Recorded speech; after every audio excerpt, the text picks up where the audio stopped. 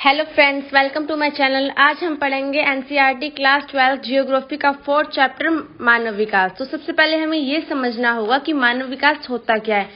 अगर मैं easy language में बोलूं तो मनुष्य के जीवन में सुधार ही मानव विकास कहलाता है। और थोड़ा सा आगे जाके बोलूं तो मनुष्य के जीवन में विकल्पों की वृद्धि ही मानव विकास है। यहाँ पे दो शब्द आते हैं, वृद्धि और विकास। कुछ लोग सोच रहे होंगे ये एक ही चीज है, लेकिन इनमें थोड़ा सा डिफरेंस है। तो आइए देखते हैं। जो वृद्धि होती है वो मात्रात्मक परिवर्तन होता है, लेकिन जो विकास होता है वो गुणात्मक परिवर्तन होता है। एक एग्जांपल देके समझाऊंगी तो अच्छा समझ आएगा। कोई नगर है, उसमें जनसंख्या बढ़ती जा रही है, तो यहाँ मतलब वहाँ पे वृद्धि हो रही है। और अगर उसी नगर में चिकित्सा सुविधा अच्छी हो रही है या फिर शिक्षा सुविधा अच्छी हो रही है, यानी गुणों में जो परिवर्तन आ रहा है वहाँ पे मतलब विकास हो रहा है। आई होप अब आपको वृद्धि और विकास में डिफरेंस समझ आ गया होगा। अब कुछ लोग मतलब कुछ समय पहले ऐसे समझा जाता था कि देश में अगर आर्थिक वृद्धि होगी, अर्थव्यवस्था में बढ़ोतरी होगी तो ही मानव विकास होगा। वो अर्थव्यवस्था में बढ़ोतरी से समझते थे, लेकिन कुछ टाइम बाद में ये रियलाइज किया गया कि अर्थव्यवस्था में बढ़ने के कारण कुछ लोगों के जीवन पर कोई प्रभाव ही नहीं पड़ रहा है, उसका उनके जीवन में परिवर्तन नहीं आ रहा है। जैसे एक अर्थव्यवस्था है, उसकी बढ़ती जा रही है एक देश की, लेकिन जो उसमें गरीब व्यक्ति है उसके जीवन में कोई सुधार नहीं आ रहा है। इस कारण से ये गलत माना गया कि अर्थव्यवस्था बढ़ रही है, इसका मतलब ये नहीं है कि मानव विकास अच्छा हो रहा है।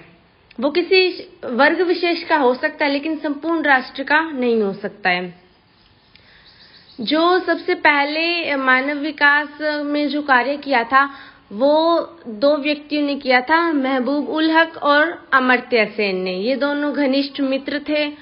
जो मानव विकास की अवधारणा का प्रतिपादन किया था वो थे डॉक्टर महबूब उल हक।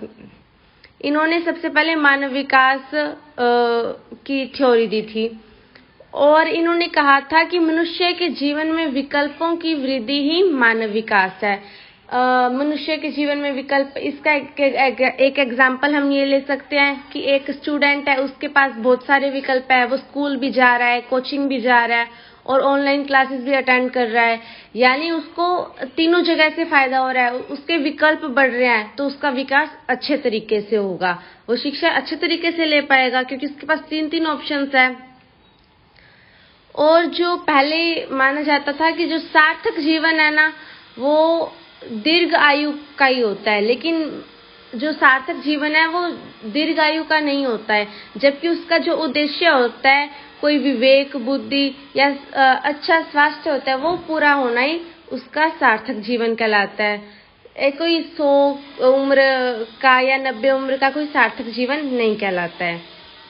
फिर आगे ये क्या आप जानते हैं हमें दिया हुआ है, मैं इसका सीधा ही बता देती हूँ कि जो डॉक्टर महबूब उल हक थे और प्रोफेसर अमर्त्य सेन थे, वो दोनों बहुत ही अच्छे फ्रेंड थे और इन दोनों ने ही मानव विकास पर कार्य किया था साथ में। जो डॉक्टर हक थे वो एक पाकिस्तानी अर्थशास्त्री थे। ये इन्होंने एक अपने भाषण में कहा था कि लोग आज की वस्तुओं को देख के सोचते हैं कि आज की ये जो वस्तु है वो क्यों है, जबकि मैं उन वस्तुओं के सपने लेता हूँ जो आज नहीं है और सोचता हूँ कि वो क्यों नहीं है।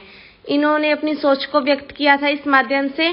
और जो प्रोफेसर अमर्त्य सेन है, उन्होंने कहा था कि स्वतंत्रता में वृद्धि ही मानव विकास है, यानी सब लोग जो लोगों को स्वतंत्र छोड़ दो, उस कारण से उनका विकास अधिक अच्छी तरह से हो पाएगा।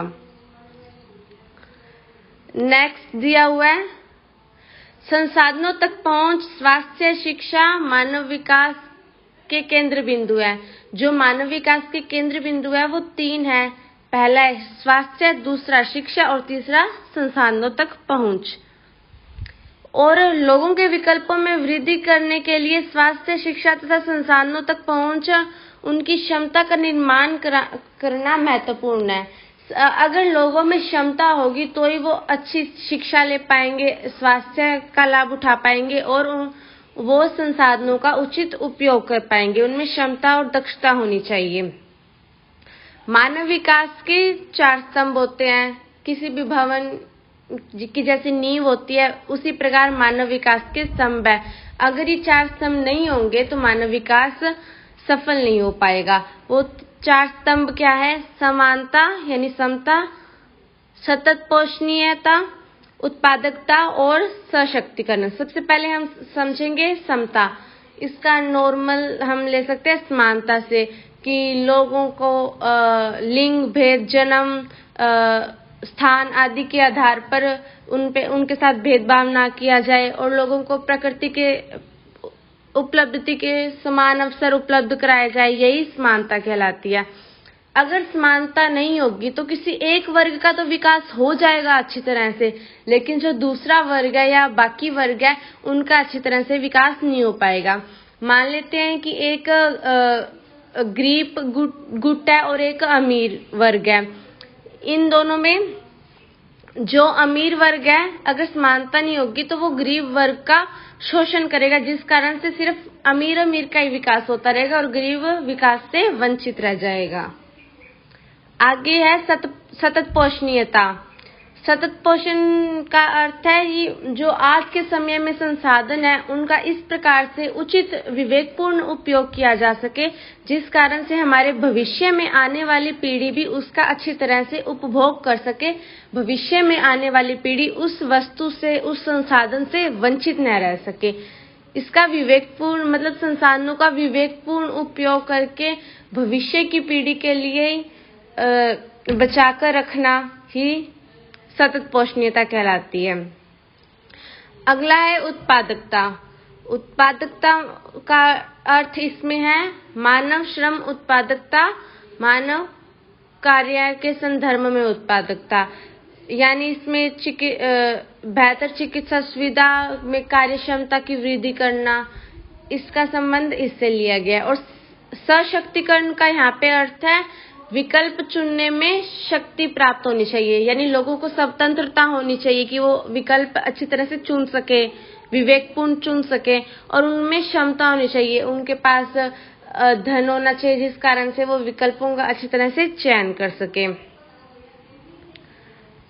अब आता है मानव विकास के उपागम। मानव विकास के 4 ही स्तंभ है और मानव विकास के 4 ही उपागम है। आप इन दोनों में कंफ्यूज मत हो।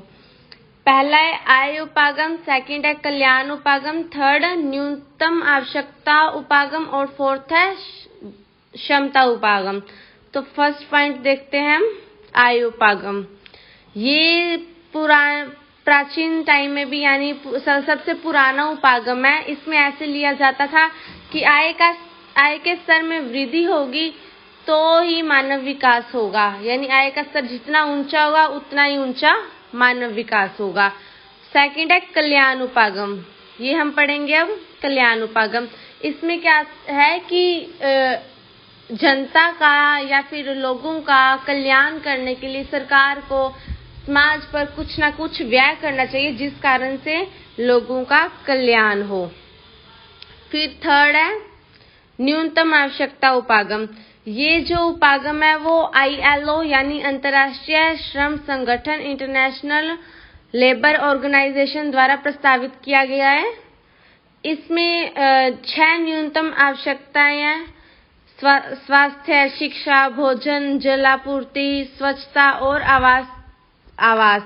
ये सारे लोगों के पास उचित रूप से उपलब्ध होने चाहिए, तो ही मानव का अच्छी तरह से विकास हो पाएगा। और फोर्थ है क्षमता उपागम। ये जो उपागम है वो प्रोफेसर अमर्त्य सेन द्वारा दिया गया। इन्होंने बोला कि संसाधनों तक पहुंच के लिए मनुष्य को सक्षम होना चाहिए, तो ही मानव का अच्छी तरह से विकास हो पाएगा। नेक्स्ट आगे दिया हुआ है हमारे कि 1990 से प्रतिवर्ष संयुक्त राष्ट्र विकास कार्यक्रम UNDP ही मानव विकास प्रतिवेदन प्रकाशित कर रहा है। इसका क्वेश्चन आ सकता है कि मानव विकास प्रतिवेदन हर वर्ष कौन प्रकाशित करता है? तो संयुक्त राष्ट्र विकास कार्यक्रम UNDP ही प्रतिवेदन प्रकाशित करता है।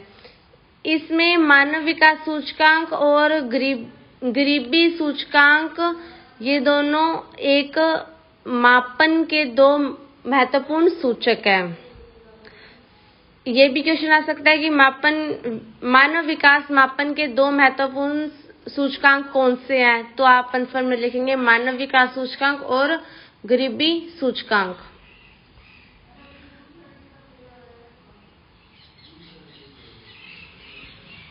भूटान है वो अकेला विश्व में एक अकेला ऐसा राष्ट्र है जो सकल राष्ट्र प्रसन्नता यानी GNH को देश की प्रगति में घोषित करता है।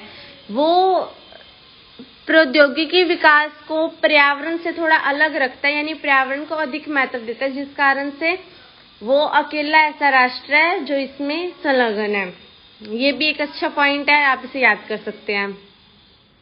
आगे दिया हुआ है अंतर्राष्ट्रीय तुलना।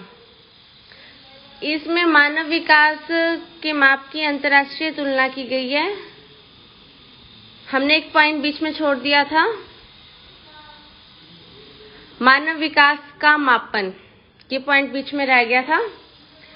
जो मानव विकास का मापन है, मानव विकास सूचकांक है, वो स्वास्थ्य, शिक्षा और संसाधन तक पहुंच के आधार पर किया जाता है। इसमें स्कोरिंग की जाती है। इसके स्कोरिंग के जो क्रम होता है वो 0 से लेकर 1 के बीच का होता है।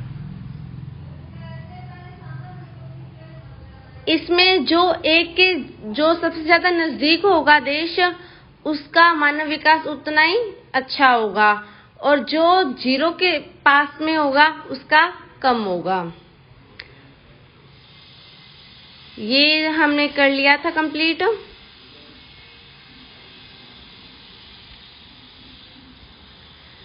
मानव विकास की अंतर्राष्ट्रीय तुलना, ये हम करेंगे अंतर्राष्ट्रीय तुलना। इसमें क्या है कि कुछ ऐसे देश हैं जो छोटे हैं, पर वो मतलब कुछ देशों से मानव विकास सूचकांक उनका ज्यादा है, जैसे कि श्रीलंका या टोबैगो। ये देश भारत से छोटे हैं, लेकिन इनका मानव विकास सूचकांक है वो भारत से ऊंचा है। और इसमें एक और दिया हुआ है, जो केरल की प्रति व्यक्ति आय पंजाब और गुजरात से कम है, लेकिन केरल का जो मानव विकास सूचकांक है वो इन दोनों राज्यों से अधिक है, यानी अच्छा है। ये मानव विकास के स्केल को ना निम्न भागों में वर्गीकृत किया गया है कि एक है अति उच्च, इनके ये जो 0.800 से ऊपर होते हैं ये अति उच्च मानव विकास में आते हैं। और फिर सेकंड पॉइंट आता है उच्च का, ये 0.701 से लेकर 0.799 के बीच में जो आते हैं वो उनका मानव विकास उच्च होता है। फिर आता है मध्यम वर्ग का, जिसमें 0.550 से लेकर 0.700 के बीच में होते हैं, वो मध्यम वर्ग के मानव विकास में आते हैं। फिर आता है निम्न वर्ग का, जिसमें 0.549 से नीचे होता है, वो निम्न वर्ग का मानव विकास दिखाता है। जो उच्चतम मानव विकास के देश हैं उनकी संख्या 59 है, उच्च के हैं उनकी संख्या 53 है, मध्यम के हैं 39 है, और निम्न के हैं वो 38 है। अब हम इन्हें आगे इसी तरह से पढ़ेंगे तो और ज्यादा डिफाइन हो पाएगा। ये कुछ ऐसे देशों की संख्या दी गई है, सूची है ये, जो उच्च मूल्य के सूचकांक को दिखाते हैं, जिसमें नॉर्वे है, स्विट्जरलैंड है, ऑस्ट्रेलिया है, आयरलैंड, जर्मनी है, आइसलैंड है, हांगकांग है, स्विट्जरलैंड है, सिंगापुर है और नीदरलैंड है। ये आप पहले 3-4 याद कर लें। फिर आगे दिया हुआ है ये जो उच्चतम वाले हैं वो शिक्षा, स्वास्थ्य आदि पर ना सरकार अधिक पैसा खर्च करते हैं, जिस कारण से इनका मानव विकास सूचकांक अधिक है। और जो मध्यम वर्ग के हैं उनकी संख्या है 39 यानी 39। इनका जो विकास हुआ था वो द्वितीय विश्व युद्ध के बाद में हुआ था या फिर संयुक्त राष्ट्र संघ के विघटन यानी 1990 ईस्वी के बाद में हुआ था। और जो निम्न स्तर के मानव विकास वाले देश हैं उनकी संख्या है 38। ये ऐसे छोटे राष्ट्र जहाँ पे राजनीतिक अशांति पाई जाती है, जिस कारण से इनका विकास अच्छे तरीके से नहीं हो पा रहा है, या फिर वहाँ पे गृह युद्ध पाया जाता है, या अकाल की स्थिति है, या फिर महामारी, यानी कोई ना कोई कारण से उनका विकास नहीं हो पाया और वो विकास से वंचित रह गए। ये ऐसे देश हैं। जो मानव विकास का जो निम्न स्तर है वो लोगों की संस्कृति है, इसको दोष दिया गया है कि लोगों की कुछ संस्कृति इस प्रकार की है जिस कारण से उनका मानव विकास निम्न स्तर का है, और जिनका उच्च स्तर का है वो उनका जो सरकार है वो सामाजिक सेक्टर पर अधिक निवेश करती है, यानी समाज पर अधिक व्यय करती है, वहाँ पे खर्चा करती है, जिस कारण से वहाँ पे मानव विकास उच्च हो सके।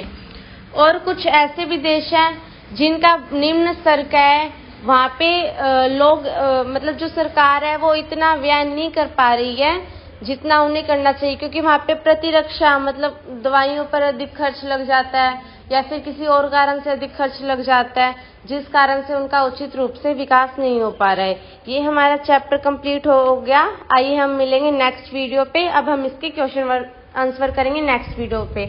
बने रहिए हमारे साथ। धन्यवाद।